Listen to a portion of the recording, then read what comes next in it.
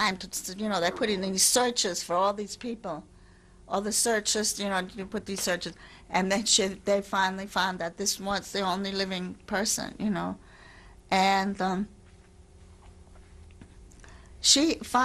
they left the Soviet Union because her daughter was a concert pianist, but they was not being allowed to be admitted in as a Jew. She was not given the chance. Her son was also something, and they didn't have, for the children's sake, not for their sake, for the children's sake, because her husband was a Soviet citizen who was very well, and he had plenty of money, and he was very well liked, and he didn't have any problems per se, but for the children's sake, so that the children had some kind of a, future. They went to Israel. Actually, if they had waited a while, they could have seen maybe now things might be even better. I don't know. I mean, maybe they would have been better off to stay in the Soviet Union, because they didn't have. It was very hard for them in Israel. They came to Israel with all that stuff, all this fancy stuff and everything like that. But he had to go into business. He had to make some, make a living and stuff like that. And he didn't live very long. He died. Her husband died, and she tried to get me to sell the mink coat.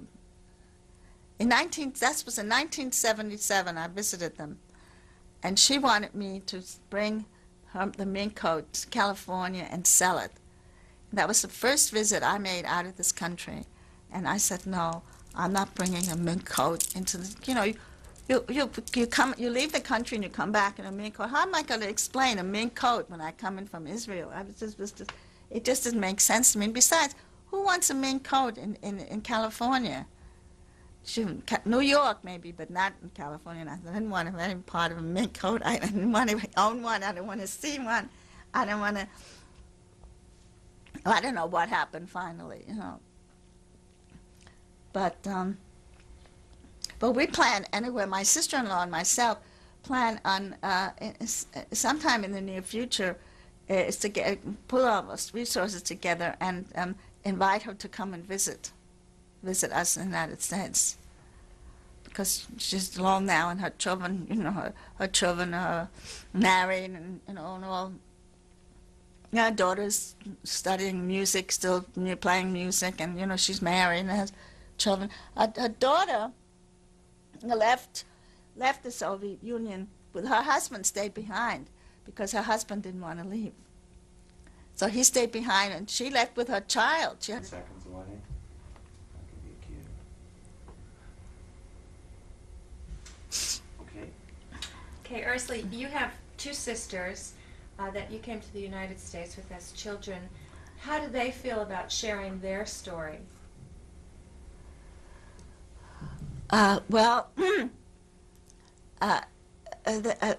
They did share the story when we came back from Germany, and there was a lot of publicity, even publicity in the papers and publicity in TV and all that stuff. And my sister Gertrude spoke in front of the Unitarians group in Los Angeles and conveyed her story there. And so that they've all been through. They feel that they have done their thing and they've gone through, and that was it. And they just felt that was. And then this now with the war and all this that's going on, they felt that that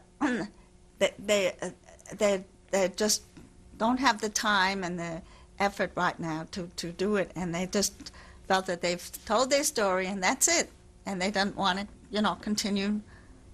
continue again to tell it. They don't see the value as much as I do. They just don't see it. And then, as I told you before, I feel that both my sisters have not had an environment, a Jewish environment like I've had. They both married non-Jews, and they have they've been they haven't observed any of the Jewish anything, because they've lived their lives like that. So to them, it's not it's not as deep as it is with me because I've been not only married into a married a Jew, but I married an Eastern Jew, and it's a whole new ball game, and I'm sort of in between, and then I've also, of course, I have the problem with my hearing and all that, and so that it just doesn't mean that doesn't mean that they doesn't mean that much to them, but it's just that they just want to let it go at this point. They don't want to go on. Try to convince me the same way. And they said because it upsets you, and when I saw that I got upset by it, when I was trying to dig up some of the things, they say, see, that's why we didn't want you to do it. You get upset, and we want you to have it be upset, And so that's the reason. It's not any, bad reasons or anything. It's just that that they're part of their life. They just don't want it, right now. Both of them, And they don't even like to talk about it. If I tell them I was coming today, I even told my sister last night that in a couple of months, or I don't know when I get my, you'll get me the tape, I'm going to invite them to come to hear it, to see it. And I said, so I said to my sister, well, are you interested? She says, I'm not sure. So I said, well, I don't want to force you. I said, if you don't want to come, you don't have to come. Something like to that effect, And why are you willing to tell your story? Pardon me? Why are you willing to tell your story? Why do I want to tell my story? Well, I just feel that it's necessary to tell my story. I feel I want to. I think that somebody else can learn from it, and also it's good for me personally. I think it's good for me to have it out, because maybe a lot of it's been sizzling inside of me for a long time, and I just sort of got a lot of things out that I might not have thought of getting them out. Maybe they haven't come out. Maybe this is a good way of, And I think that with the world situation and the way things are going, generations die and then again are forgotten, and maybe this is the only way they can be remembered. How do we remember other generations before us? And this is I've discovered that by going through my parents, going through those tapes. You see, the value of listening to my own parents speak on a tape today is invaluable to me. I think it's terrific. I didn't realize it until I started listening to them again. So then I feel, if I do that and see my children will someday see that with mine, I think that would be, a really good thing for them. And finally, do you think the Holocaust or an event like it could happen again? Unfortunately, yes. It could happen again if we let it. And there are enough people who unfortunately are letting things happen again. And we have had, besides our Holocaust, there are other Holocausts going out throughout the whole world of different people, what's happened to people. So I think that everything can happen again, And nothing is obsolete, that it's not that it's that way and it's going to stay, or it's all open there, or infinity that it can happen, and that we really have to we have to fight so that doesn't happen again. But there's indications throughout the world that these things happen. If you don't, and so that I think if we're aware that we're that much ahead, if we're aware of it. I think that one of the things that happened to us in Germany and in all those countries was that we just weren't aware. We didn't think it would ever happen. We never in a million years dreamed that something like that could happen. We said, oh, come on, Nobody would ever think of, something. But now we don't think that way anymore. We have different ideas now. We know what can happen. So I think with that idea, I think that we're that much ahead.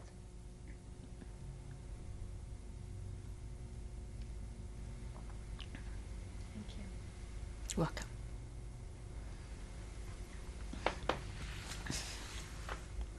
Okay. Start here, Alan, I'll give you a cue. Okay. This may be repetitive because I didn't hear the first part of your yeah. of your interview. You made some reference about your hearing loss being due to the Holocaust. Can you tell us a little more about something about that? Okay. When I was in Germany, I didn't have any problems hearing or anything like that. As I came to this country, when I first came here, I was suffering from what they called, what some of the doctors have called, said it was a shock, because we had quite a few little shocks there, where we were waiting waiting to see if we were going to be picked up or something, if the Nazis were going to come and pick us up, or even when we were on the ship, we were hiding in the basement of the ship because they were picking up people on the ship and taking them to the prisons. And so when I first came to the United States, every time the bell rang, I was like that, I was a child, I was only 8 years old. And when I went to school, I found out that I was having problems. I was having some hearing problems. I didn't detect it too soon because my name is Bodenheimer, and in those days they sat you according to what your name was. So luckily my name was B, so I was up front. If I had been Sabel, I would have been back there, and I'd have found out immediately. Anyhow, it was found out that I do have a hearing loss, okay? And actually nothing much more was really done, but it was a hearing loss, and it was difficult. And then I went to extensive tests and things in New York City, and the doctor felt that all of it had something to do with my experiences in Europe, that the coming and going and all these different, since I was in a state of shock, that it had affected my hearing to a certain extent. It may have been, I think, also that it might have been something genetic too, because my sisters are finding even now that they are getting trouble with hearing trouble later in their life. But mine started very early. But still, the doctors felt that from my experiences, and as time went on, as I had more physical experiences, each time I had a child or each time I had an operation or something, it got worse. And now I have a 50% loss. It's pretty bad. It's a pretty big loss. And now we're hearing aids, and I'm living in my house. It's a very difficult situation for me with this hearing loss, because I have to have all kinds of gadgets to hear the telephone and having the thing like that. And even with that, I get into a lot of trouble. Sometimes I don't hear, and sometimes,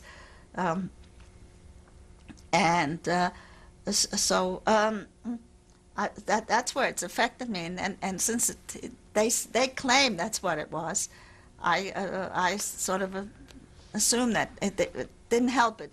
Maybe it might not have been the sole cause, but it certainly helped it along to come out to the surface, So that was my hearing loss. It was not physical; it was a psychosomatic. Psychosomatic. Right. I think that if I had more experiences, my parents had more experiences. If I had more psychosomatic tests and stuff when I was younger, I might have been able to do something more for it. But you see, nowadays, I tried acupuncture. It doesn't help me now, but I think it would have helped me in the beginning. It probably would have. But you see, in those days, nobody knew. It wasn't, it wasn't there, and so, I just, have that loss now, and I have to live with it, and. I understand. Yes. A different kind of a question. You said Okay. it was obvious from your story that your husband felt much more positive about his experience in Germany than about his 2 visits to Poland, about the way that people reacted to him and the Jewish experience. So he was much more he felt much more positive about the Germans than he did about the Poles. Am I right in saying that? Yes, but that's only after we went to see that. Oh, I Only understand, we, I yeah, understand. that's right. Because up to that point, up to the time that we went, he didn't want to go to Germany with me either. See, at first I didn't want to go. And then when they finally convinced me to go, then I said I don't want to go without him. Because after all, my husband had cancer. I didn't know if next week he was going to be alive, and I wasn't going to leave him. Well, it turned out that they said there's no reason why he can't come along. They certainly pay for him. Well, that was all. And then he said he would go, you know. And I'm glad he went but he at first didn't want to go either. I'm sure that because he certainly didn't feel, we hadn't been buying German things, and we've he had pretty bad feelings against the Germans, you know. But then he changed his mind because he was there firsthand and he saw it and how he was treated, and that changed his opinion. The second part of the question is, I'm not sure that you feel the same way. You still have some doubts about the attitude of those Germans you met, whether you... Pardon me? You still have some doubts about the attitude of the Germans you met. You said you're going to go back and reconfirm your feelings. Yes, the doubts I have, I felt that they were, you know, the overwhelming feeling of some of them, that there were some people who I felt who said, don't you remember when we were together in school, and showed me pictures, and I didn't remember them, you know. So there were some people that I felt, well, maybe maybe they all, now they're coming out and they're trying to show how good they are, and maybe they really, you know, that some people really weren't as true to what their feelings were. And even though I felt very good at the time, and I looking back, I thought I would like to see them in a different situation, a situation where we're not a whole big group, and they don't have to show the whole town how everybody is. Maybe everybody in the town was told, you better treat them nice, you know. The town is paying for this thing, and you better, you know, you better do it. Now, I do believe that the mayor is a wonderful man. The mayor of the town, I really liked, and I really feel he's sincere in everything that he said, you know. And some of the other people in town. But there were some people I wasn't sure of, you know. But I sort of let that go, you know. I didn't think about them. That now I do want to go back and see how they would react. How will they feel when I come with my grandchildren or with my daughter or something? How would they feel? Do they still feel as open and as friendly, or is it was just because they were supposed to feel that way, you know? Right. But, you know, because I know the feeling, I know the mayor feels that way. I know that, and there are people in the town that feel that way, but you know, but it isn't the whole town. And then, so I just want to that's true. I would like to see it, you know. I would really like to see for myself, you know. I'd get that feeling.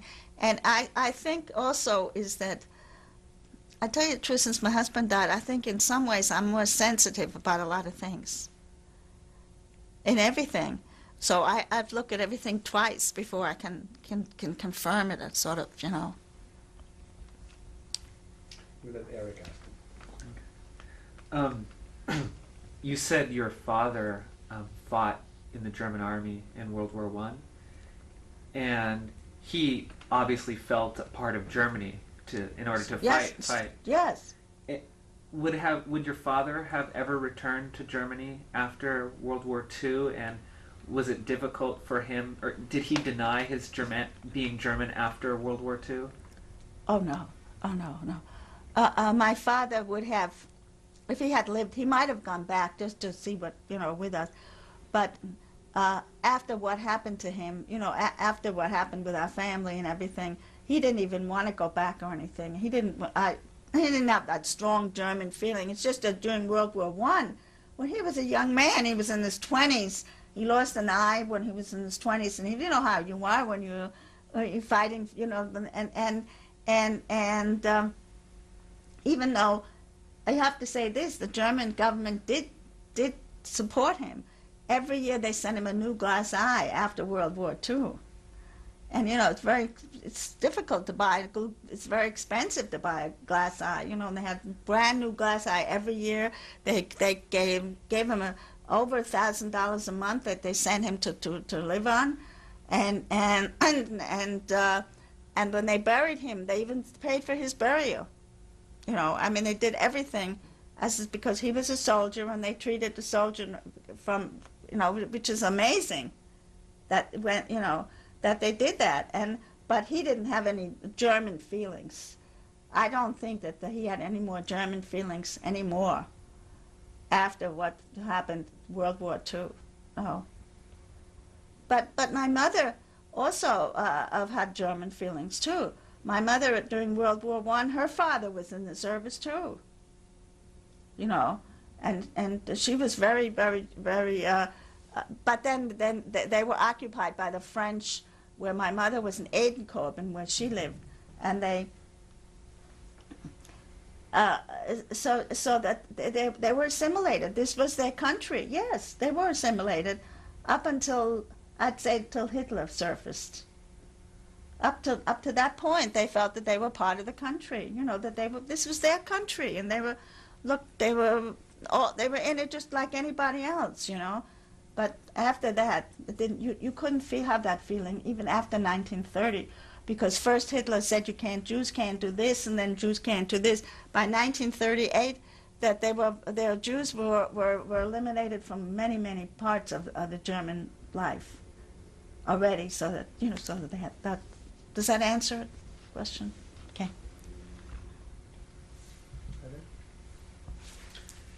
Well, thank you. I think I wish I'd heard the first part, but sort of come in late.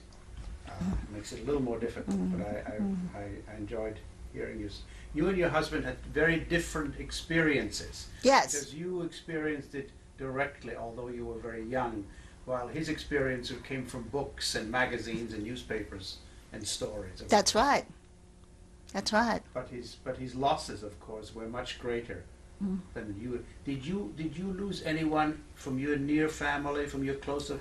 To the Holocaust? Well, the only loss I had was that cousin and his the cousin. That's right. That's the cousin was the only, because the rest of the family really had gotten out in the 20s and 30s of my, that they had left early. Some of them left early, and then of course he might have some questions.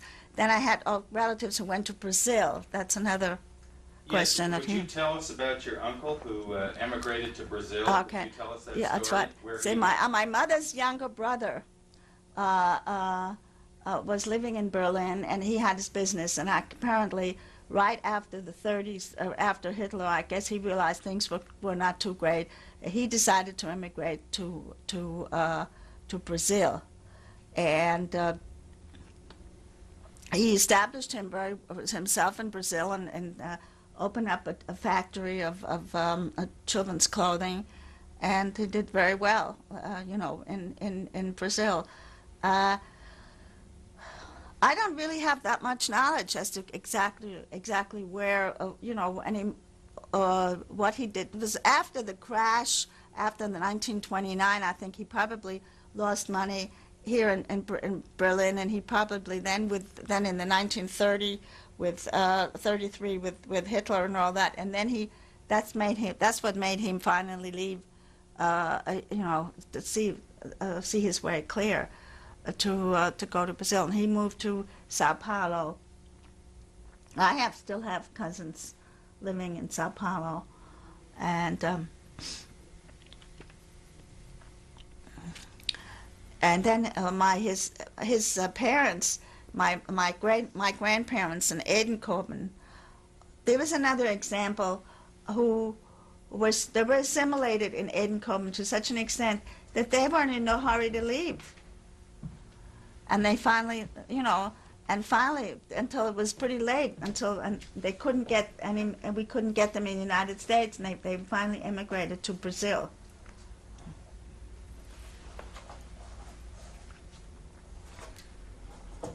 So did you never saw them again then? Pardon me? After they went to Brazil, was there ever a reunion with your grandparents? I've never seen my grandparents You again. never saw them again. Never saw them again. They died in Brazil. They died in Brazil. Yes. They died in Brazil. But I did see my uncle came to visit us quite often, And my cousins have come from Brazil to visit us quite often. And my parents, at one point, even my parents went to visit them in Brazil.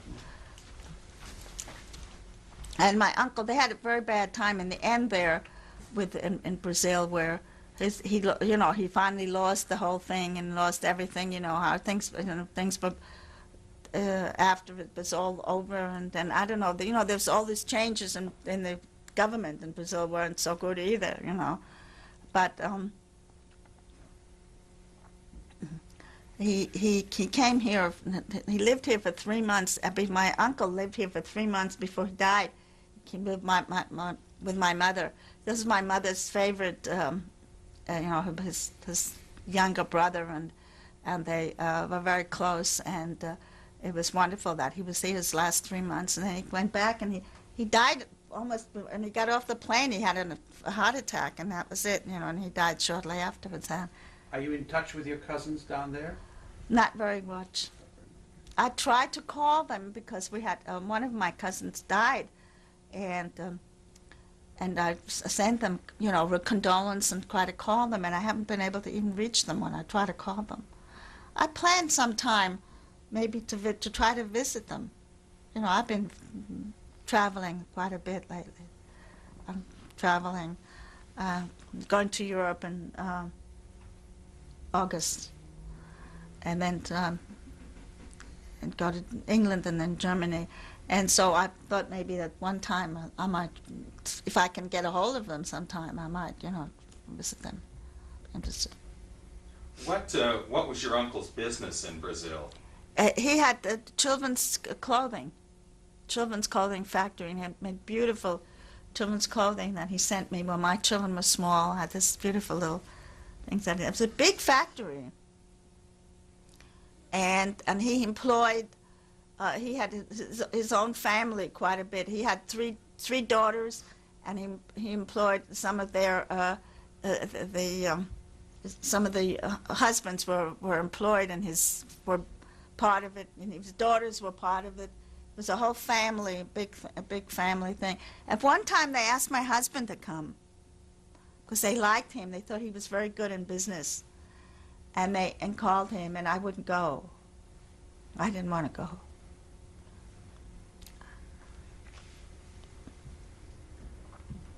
But I would just like to say that I'm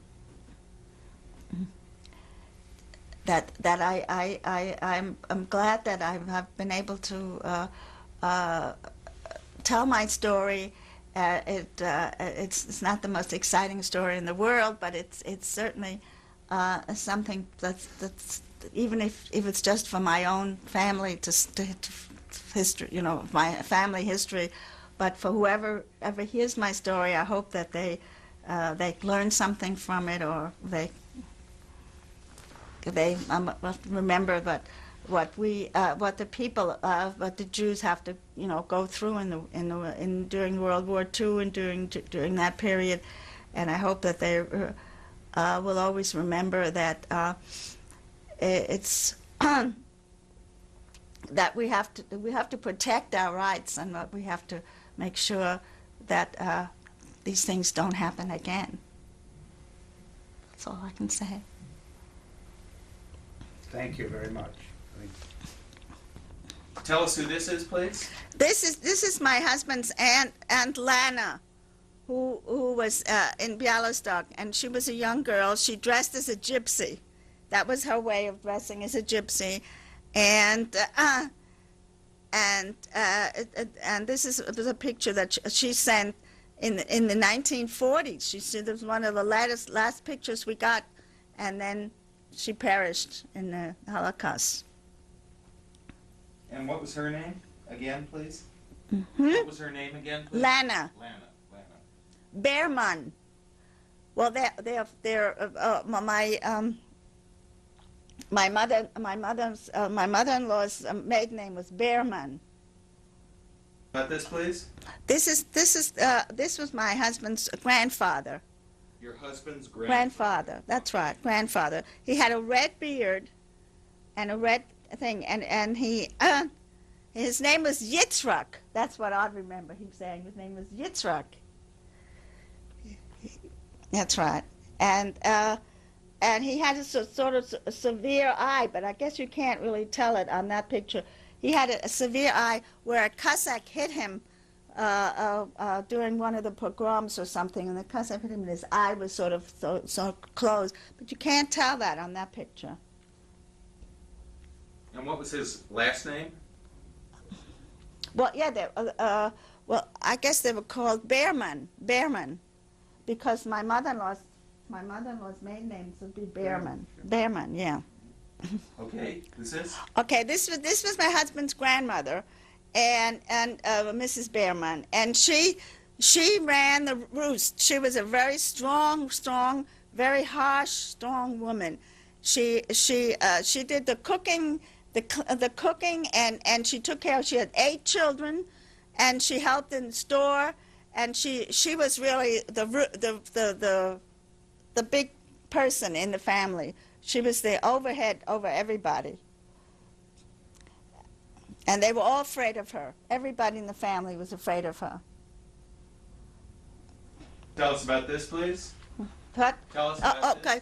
This is probably the ship that my mother-in-law, Anna Sabel, came to this country in 1923.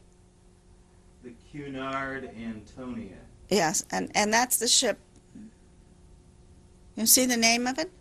The Antonia. A Cunard ship Yes. called the Antonia. Yes. Very good. Solved the mystery.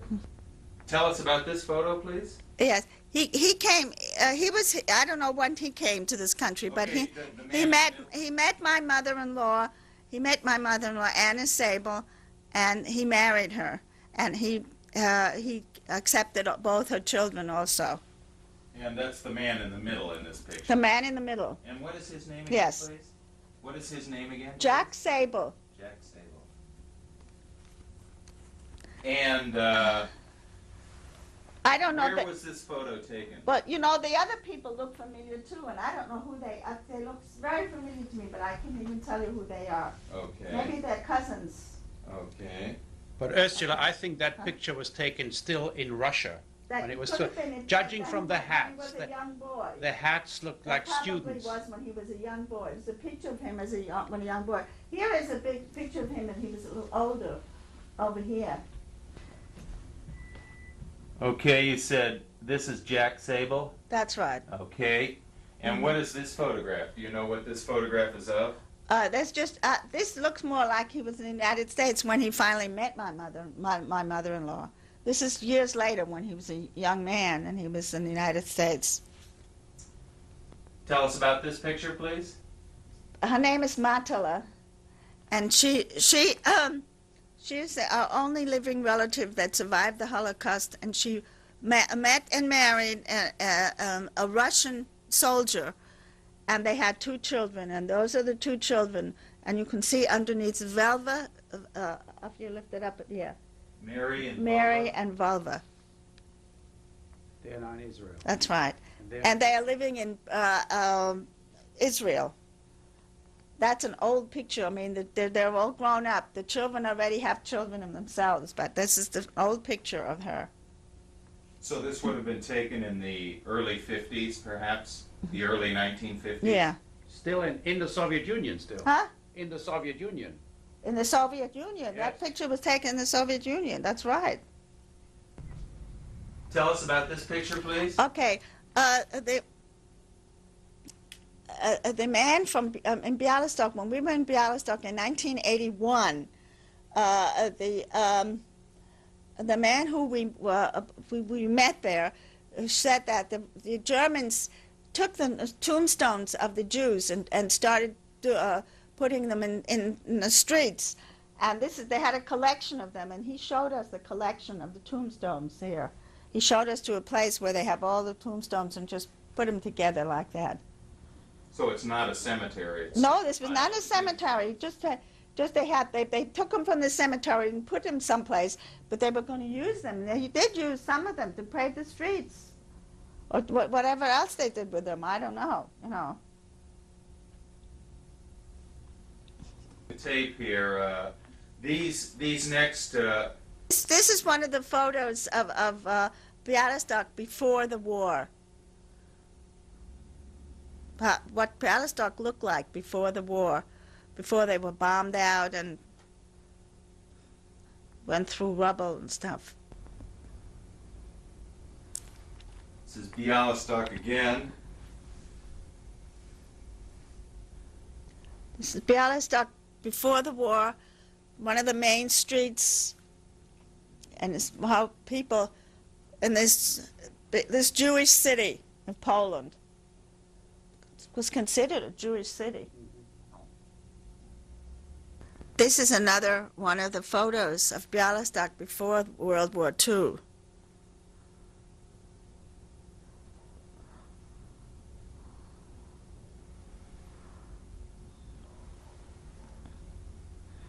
Okay. This is another one of the photos of one of the streets of Bialystok, and you can look and see what the name of the street is, I believe. Nikolaistrasse. Yeah. It's in German and Russian. Nikolaistrasse. Yeah.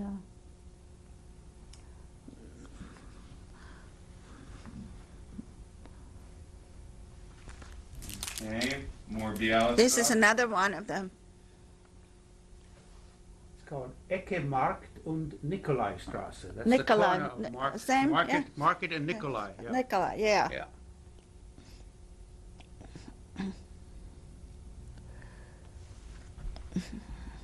Okay, and now we're in post-war Bialystok. This is Bialystok 1981. This is the pictures that I got from 1981. This is a postcard that you Postcard, got in yes, 1981. postcard, that's right. That I bought there. Buildings and Okay, this is more Bialystok with high-rises after the war.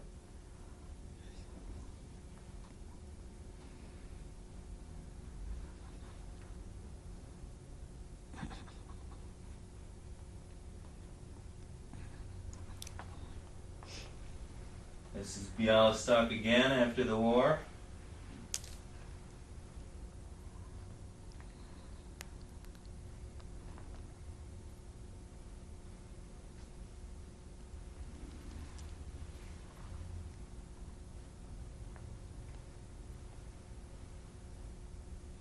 This is more Bialystok. Bialystok in 1981.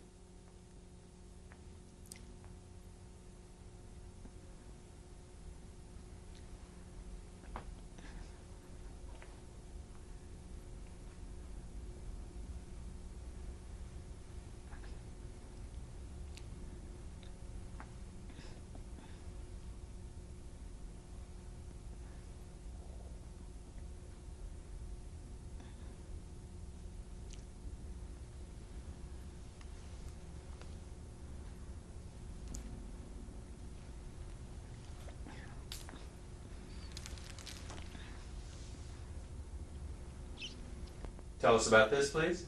Hmm? Tell us about this. Okay, here's a picture of my husband Herman Sabel and the driver from the taxi driver from Warsaw, looking at getting out of the taxi, and he had just directed him, told him where to drive the taxi to. And your husband is on the left. No. No, your husband That's is my husband. Yes. on the right. On the your right. husband's on the right.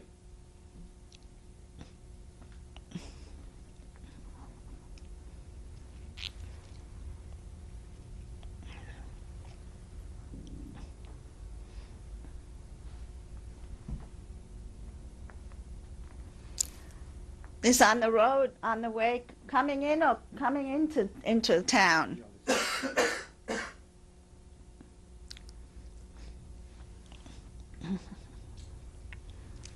Some of the old part of town. Still using the old methods.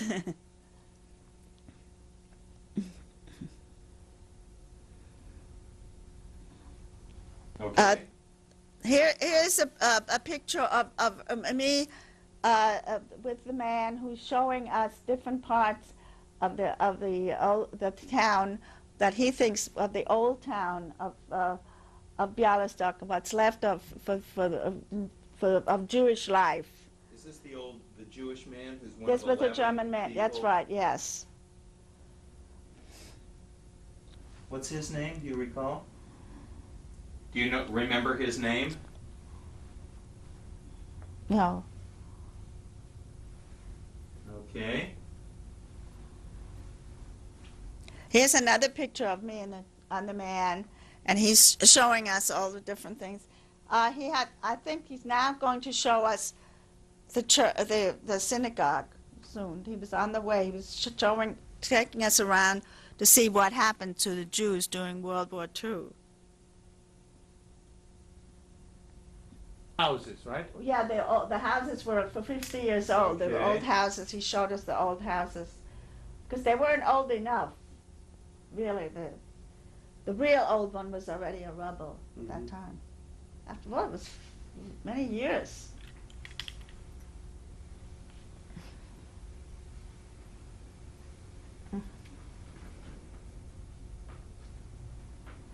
That's just me standing there. Oh, I was posing, that's right. My husband was taking pictures of me posing because we didn't want to look strange. We felt uncomfortable. So he says, just pose. And so I posed and I sat there, and that's where we got all these pictures of me. Because he felt uncomfortable walking around, just walking around there.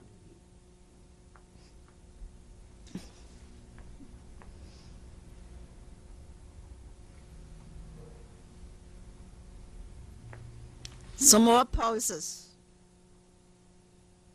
Now that was supposed to be the real oldest house that they had there, like the houses that 50 or 55 years ago, and that's all that was left of them. That's what the Nazis destroyed, all the houses of the Jews and all the houses, surrounding houses, and that was the last part.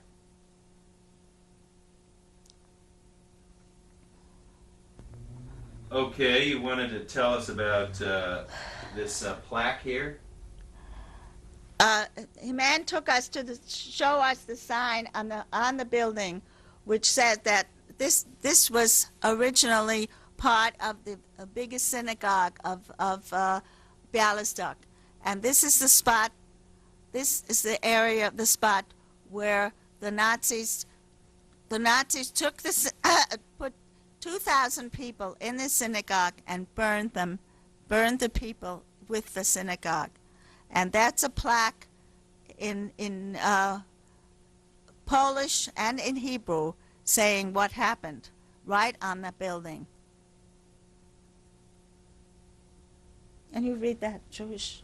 No. Oh, Sorry. I can read that. Okay. And this? To the right, you see the Catholic Church, which is still standing there, which was the same way when my husband had known it, which was many years before. That was part of the town, was still the same. It hasn't changed at all.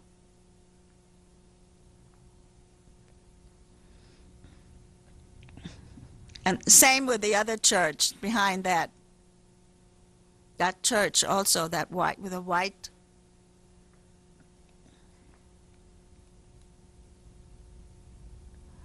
Okay.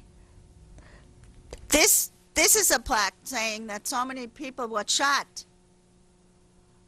I can't remember how many, but there were quite a few people who were just shot down. But in this plaque right there, that's what that plaque. And that person, that man, that is the man from. That's not the driver. I don't think so. That is the Polish man that we met who took us there. He's a survivor.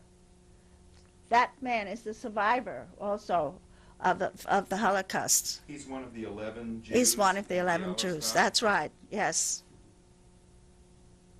Yes. Hey, tell us about this, please.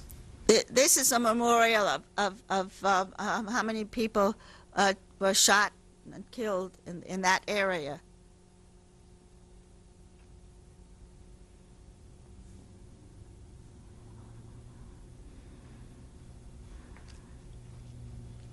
on the 19th of November of 1941. There's That's a date right. there. 1941. 19th of November 1941. November 1941. Right. And That must be when they came in. this is a different photo of a similar type of memorial. Yeah. Here's another memorial of other deaths. What happened to people? I don't know exactly how many.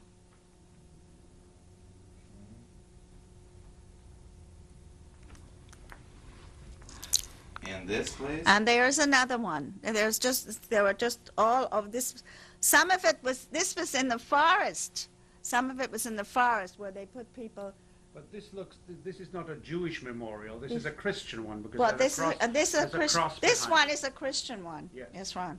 You might show the cross. The John, if cross. you That's can. right. There you go. Because it's a crucifix.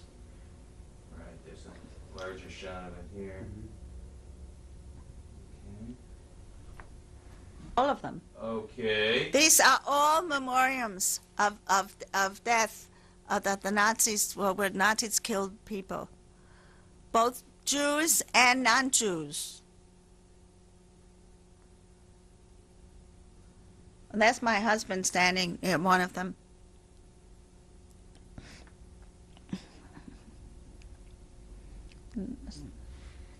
There's another memorial on the tree there. It's another memorial.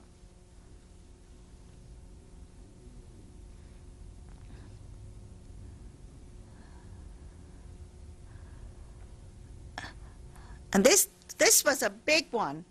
There were thousands and thousands of people. This was not. This was more than a few thousand. That was a very, very, very big one. Very big memorial where it may have been as much as 5,000 or 10,000 people.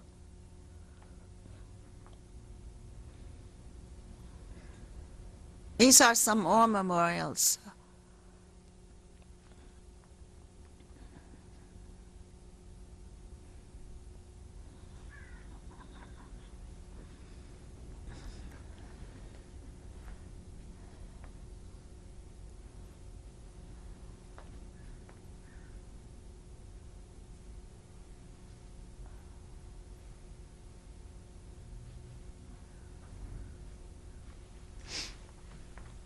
This is the same date we saw Oh, earlier. yeah. I think it was on the 19th of November of 1941, where they must have had a big They action. had a big action big, during that let's time. kill as That's many right. as we can, kind of stuff. That's yeah. right. Because it's the same date over Yeah. and over again. This is the 3,000. 3,000. This is in memory of 3,000 people That's who right. killed between 41 Right, and that- 44. Yeah. I can read the numbers, but not the language.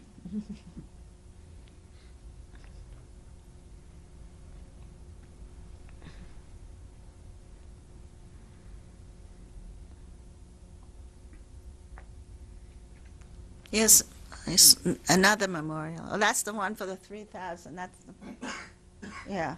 Yes, tell us about this, please. This is a sculpture of showing the death of all these people in that area.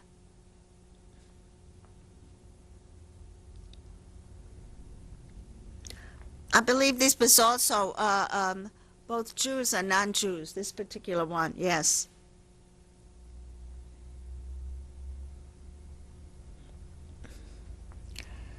This was in the forest, in part of the forest of Bialystok.